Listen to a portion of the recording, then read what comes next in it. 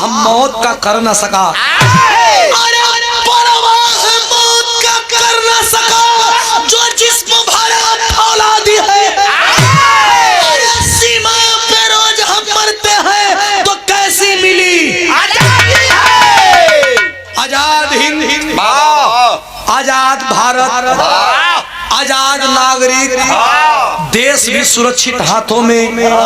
तो क्यों आए दिन आप भी देखते हैं, हम भी देखते हैं कि जवानों की लाश आती है। लाश बहुत मामूली शब्द है, शहीद बहुत मामूली शब्द है। लाश आती है, जवानों की लाश आती है तो क्या किसी मंत्री, किसी मिनिस्टर, किसी विधायक के बेटे की लाश आती है? गरीब का बच्चा फौज में भर्ती होता है, एक सब्जी बेचने वाले का बच्चा फौज में भर्ती होता है, किसान का बेटा फौज में भर्ती होता है। जिस दिन मंत्री और मिनिस्टर का बेटा फौज में भर्ती होने लगेंगे उस दिन से ये खून खराबा, मार काट, घूसपैठ और शहीद बंद हो जाए। क्योंकि जाकी पाँव न फटी विवाही ताकि जानी जेकर बेटा कबो मरबे ना कहीं, जेकर भाई कबो मरबे ना कहीं, लाल बत्ती से नीचे उतरबे ना कहीं। आप में कमी नहीं होती तो क्या होती? आप में भी कमी है, हमारे में भी कमी है। नेता की गलती कतई नहीं। क्या करते हैं इस देश में? ज्यादातर राजनीति किस पे होता है? जातिगत आधार पे। फलाने समाज के फलाने नेता हैं, फलाने समाज में कोई जवान शहीद हो गया तो लाल बत्ती से आकर के 5 लाख 25 लाख 15 लाख देते हैं तो लोग धारणा बनाकर कहते हैं अरे यार अच्छा नेता है, 15 लाख 50 लाख दे दिया। मैं कहता हूं कि 15 लाख 50 लाख 35 लाख से न किसी भाई का भाई आएगा, न किसी बाप का बेटा आएगा, न किसी बहन का भाई आएगा, न किसी मांग का सिंदूर आएगा।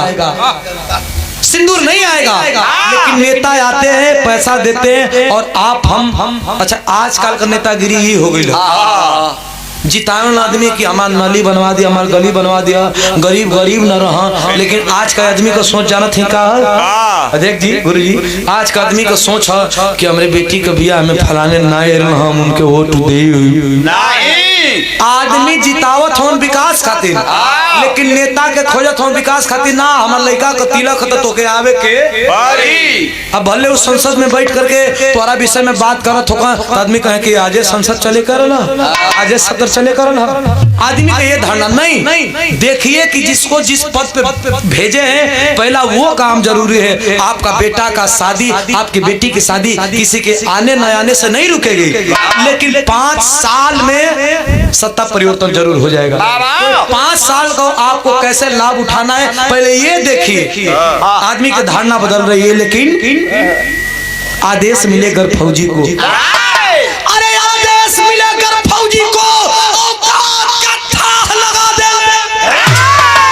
अरे कसम है भारत माता की, नक्शे से पाक मिटा देंगे। ट्रेनिंग भी है, निशाना भी है और जज्बा जुनून भी है। आदेश नहीं है। ये तो वही बात हो गया कि बाज को पिंजरे में बांध करके उसके पर को और कहा जा रहा है कि तुम हो सके तो पिंजरा लेकर के उड़ो। समय आएगा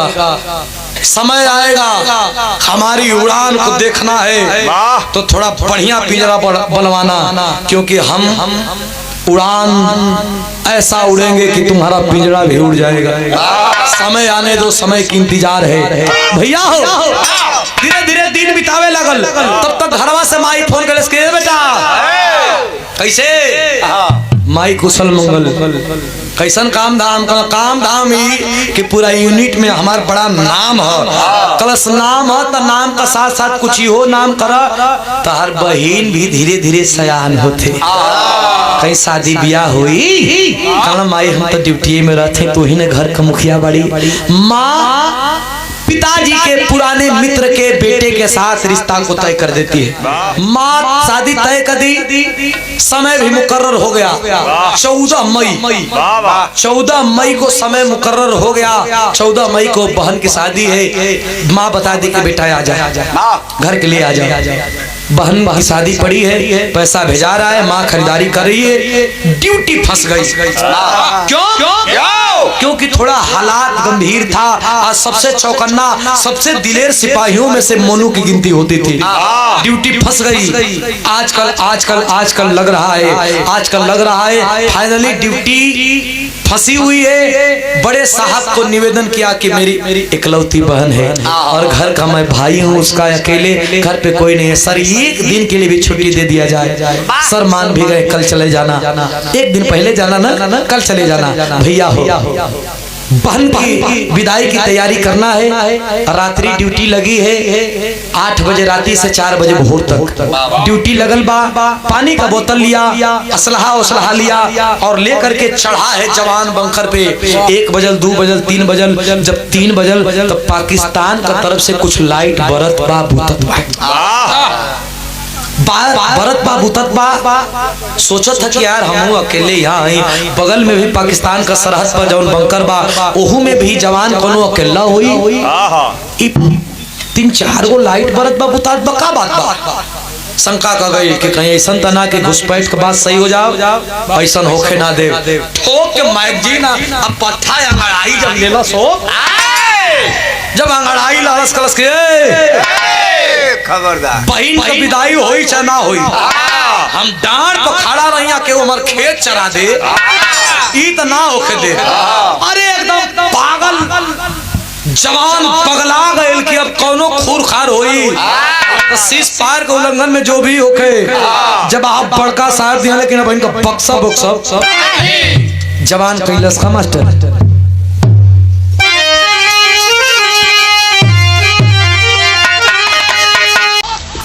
सरहद ऊपरी बरसे बम संगीन की न कर मारूंगा। अरे मौत का पिक्चर देखी साला जिंदगी न कर मारूंगा।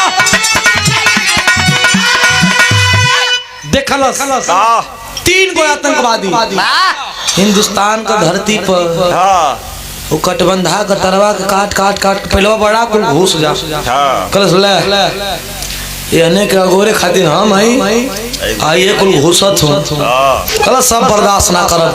3 आतंकवादी लाइन बाई लाइन छिप करके, पहली लाइन और इस लाइन के पीछे एक और इस लाइन के पीछे एक। तो जो आगे था बड़ा चौकन्ना था, आगे पीछे देख के घुसता जा रहा था। जब फौजी अपन लाइट बरलस हो तो चीन गई आतंकवादी है, मारूंगा। जब गोली चला दिया, अब गोली की आवाज हिंदुस्तान के जवान सुनना तो जे जौने पोशाक में बा अपन अपना सलाह लेके दौड़ना कि पगला ऊपर आप तो छोड़ लेना लगत हम मुठभेड़ हो गई। अरे बाप रे बाप, नौजवान जैसे रहे जहां से रहे चल काला का भाव मास्टर।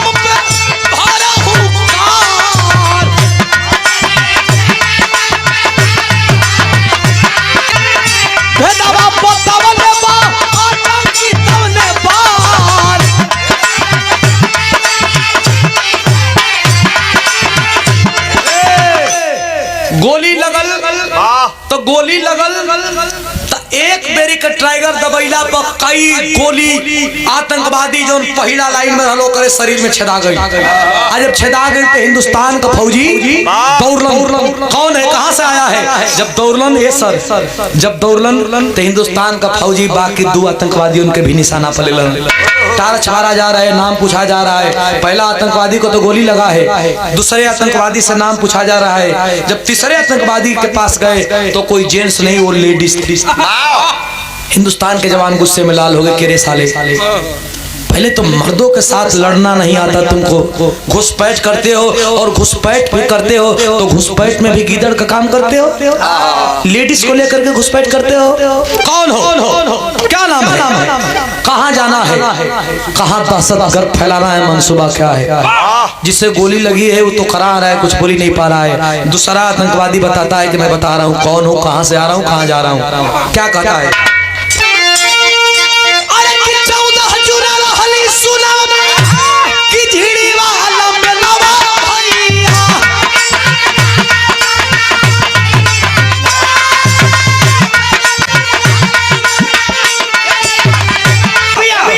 बताता है कि मैं कौन हूँ।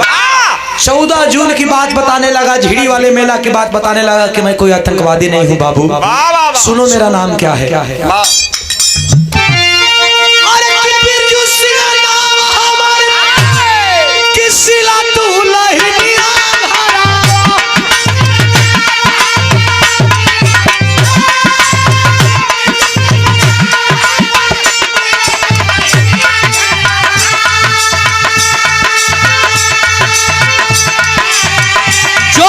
सोनू मोनू गोदी के दुलार,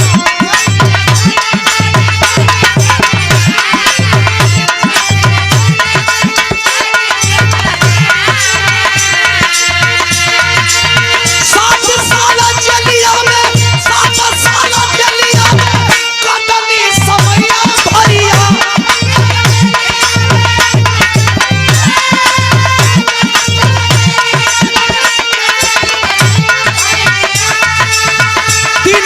जेलर के गोरानी दुआर,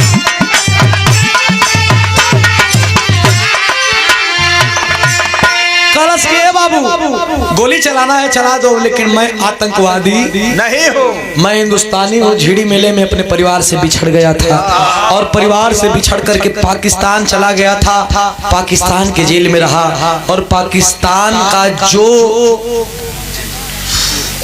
जेलर था करीम खान, वो अपने घर पे ले जाके मुझे दरवानी का काम में लगा दिया। मैं हिंदुस्तानी हूँ, तो हिंदुस्तानी है। ये लड़की और ये लड़का कौन है, ये भी क्या हिंदुस्तानी है? तो लड़का बताता है, क्या बताता है भैया? सदर का भाव।